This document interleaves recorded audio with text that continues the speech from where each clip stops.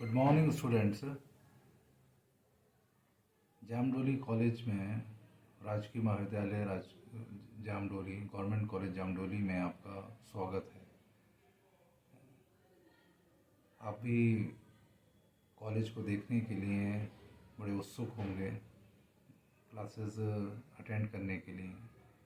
You will be quite eager, but due to Covid restrictions we are unable to take classroom teaching and बहुत जल्दी classroom teaching शुरू होगी, हम ऐसी आशा करते हैं।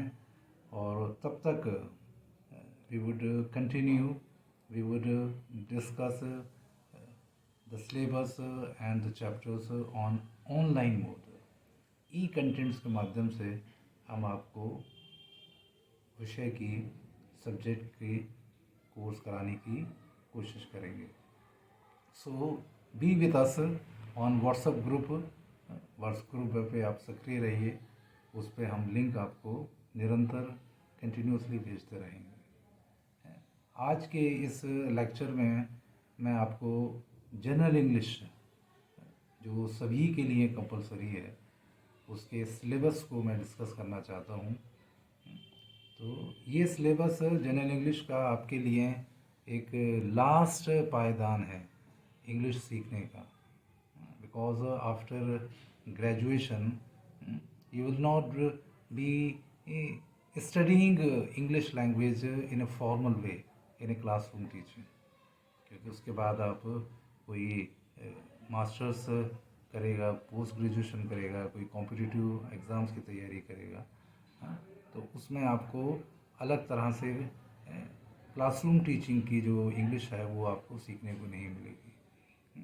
तो जो चीज़ें आपने अब तक सीखी हैं, which the things which you have learned about English language, तो this is the time you should strengthen your concepts. आप अपने कंसेप्ट्स को बिल्कुल क्लियर कर लें, क्योंकि हो सकता है ये आपके लिए लास्ट चांस हो, अंतिम अवसर हो, क्योंकि उसके बाद इस तरह की कोई इंग्लिश टीचिंग का कोई प्रावधान नहीं है पोस्ट ग्रेजुएशन में।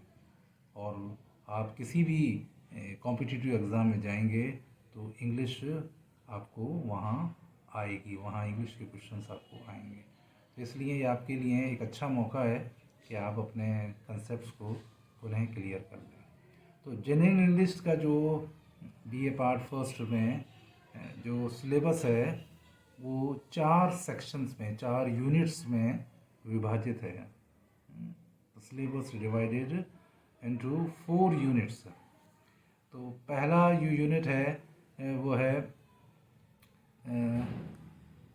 Phonetics and translation. पहला यूनिट है फोनेटिक एंड ट्रांसलेशन। ये आपके लिए एक नया टॉपिक है, क्योंकि अब तक आपने शायद सीनियर लेवल पे फोनेटिक्स और ट्रांसलेशन है वो नहीं पढ़ा होगा, नहीं सीखा होगा। तो ये 20 मार्क्स का है, वेरी सिग्निफिकेंट पार्ट है। तो इसमें आपको क्या होगा 20 मार्क्स में, फोनेटिक सिंबल्स लर्न करने होंगे, जो आपको एक अच्छे प्रोनाउंसिएशन के लिए, इंग्लिश के अच्छे प्रोनाउंसिएशन के लिए बहुत ज़रूरी हैं। और दूसरा है ट्रांसक्रिप्शन ऑफ वर्ड्स, कि किस तरह से शब्दों को आपको साउंड में ट्रांसक्राइब करना है। ट्रांसलेशन नहीं करना है, बल्कि ट्रांसक्रिप्शन करना है। जो वर्ड्स लिखे हुए हैं उनको साउंड में कैसे लिखेंगे, तो उनमें आपको लिखना है, और फोनेटिक सिंबल्स के माध्यम से हम उसको सीखेंगे किस तरह से हम ट्रांसक्रिप्शन करते हैं। और दूसरा है कि आपको ट्रांसलेशन ऑफ वर्ड्स रहेगा, सिंपल 5 सिंपल सेंटेंसेस को हिंदी से इंग्लिश में या इंग्लिश से टू हिंदी में, तो सेंटेंस ट्रांसलेशन रहेंगे। और इसके साथ साथ ही क्या रहेगा, वर्ड्स ट्रांसलेशन, किसी वर्ड को इंग्लिश से हिंदी में ट्रांसलेशन करने का रहेगा, और हिंदी से इंग्लिश में या इंग्लिश से हिंदी में, दोनों तरह से हमको ट्रांसलेशन सीखना। तो ये एक फोनेटिक एंड ट्रांसलेशन वाला एक जो टॉपिक है वो आपके लिए नया होगा, और उस पर आपको फोकस करना होगा। ये आपके आगे के लिए, उच्चारण के लिए, how to speak English correctly, वो उसके लिए बहुत ज़रूरी है कि आप इसको अच्छे से समझें। और दूसरा जो यूनिट है, ये फर्स्ट यूनिट है। सेकंड यूनिट है grammar and usage. Grammar and usage में आपके वही पुरानी चीज़ें हैं जिसको आपको और अच्छे से स्ट्रेंथन करना है, मजबूत करना है, कंसेप्ट को क्लियर करना है। तो इसमें एलिमेंट्स ऑफ सेंटेंस हैं, और इसमें ट्रांसफॉर्मेशन ऑफ सेंटेंस हैं। इसमें जैसे डायरेक्ट इनडायरेक्ट नरेशन है, एक्टिव एंड पैसिव वॉइस है, मॉडल्स हैं, टेंसेस हैं। ये चीज़ें आपने पहले भी पढ़ ली हैं, लेकिन इस बार आपको एक नए तरीके से इनको समझना है और अच्छे से समझना है।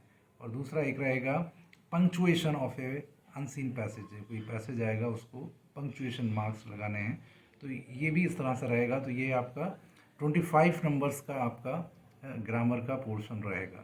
तो 20 नंबर्स का रहेगा फोनेटिक्स एंड ट्रांसलेशन, और 25 नंबर्स की रहेगी ग्रामर। और जो थर्ड सेक्शन है वो है आपका कॉम्प्रीहेंशन। कॉम्प्रीहेंशन में आपके किस तरह से आपके एक there is a book prescribed for this comprehension. उसका नाम है एसेंशियल लैंग्वेज स्किल्स। एक बुक प्रिस्क्राइब्ड है जिसका नाम है एसेंशियल लैंग्वेज स्किल्स, जिसको मैकमिलन ने छापा है, और वो राजस्थान यूनिवर्सिटी में बीए, बीकॉम, बीएससी सभी के लिए समान है। तो उसमें पूरी बुक आपके प्रिस्क्राइब नहीं है, उसके सिर्फ 5 चैप्टर्स आपके प्रिस्क्राइब्ड हैं, और उन 5 चैप्टर में से 10 क्वेश्चंस आएंगे। तो 10 में से आपको 5 क्वेश्चंस करने हैं जो 2 मार्क्स के रहेंगे। इसी तरह से एक अनसीन पैसेज आएगा, तो अनसीन पैसेज को पढ़ के भी आपके उसको क्वेश्चंस अटेम्प्ट करने हैं, तो वो भी 5 क्वेश्चंस करने हैं आपको, तो 10 मार्क्स के वो रहेंगे। और 5 नंबर्स के वोकेबुलरी आइटम्स हैं, कोई से भी वर्ड का आपको मीनिंग पूछे देंगे, तो वो रहेंगे 5 वर्ड्स के। तो इस तरह से ये 25 वर्ड्स का डिवीज़न रहेगा। तो कॉम्प्रीहेंशन आपने पहले भी किया है, लेकिन यहाँ थोड़ा हायर लेवल पे होगा, तो आपको उसको अच्छे से समझना है और किस तरह से उसको करते हैं, उसकी कंसेप्ट को अच्छे से क्लियर करना है। और जो लास्ट का जो यूनिट है उसका नाम है कंपोजिशनल स्किल्स। ये 30 मार्क्स का है, लास्ट का सेक्शन यूनिट डी। तो इसमें आपको लेटर राइटिंग है, जिसमें फॉर्मल इनफॉर्मल दोनों तरह की लेटर राइटिंग है, तो वो होगा 10 मार्क्स का। और 10 मार्क्स में रहेगा आपके रिज्यूम राइटिंग, अपना बायोडाटा लिखना, सीवी, जॉब एप्लीकेशन देना, रिपोर्ट राइटिंग करना, तो ये भी 10 मार्क्स का रहेगा। और लास्ट का एक 10 मार्क्स का रहेगा पैराग्राफ राइटिंग, जो पहले से आप करते आए हैं, पैराग्राफ राइटिंग भी 10 मार्क्स की रहेगी। तो इस तरह से आपका ये सिलेबस 100 नंबर का डिवीज़न है इसका, और इसको आपको समझना है। मैंने आपको सिलेबस की एक कॉपी पीडीएफ फॉर्म में भी भेजी है, तो आप उसको देख लीजिएगा, उसकी कॉपी कर लीजिएगा, और किस किस तरह से हमें आगे बढ़ना है मैं आपको आगे के लेक्चर्स में आपको बताता रहूँगा। Thank you.